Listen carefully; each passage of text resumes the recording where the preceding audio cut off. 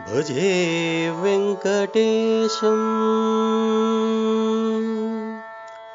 दर्शनं वन्दनं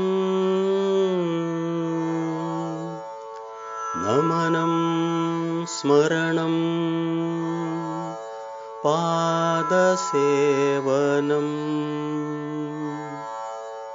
भजे वेङ्कटेशं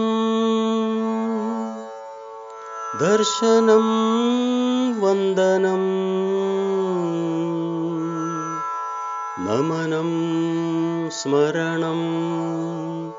पादसेवनम् गोश्रीपुरेशं शतकोटिपुण्यम्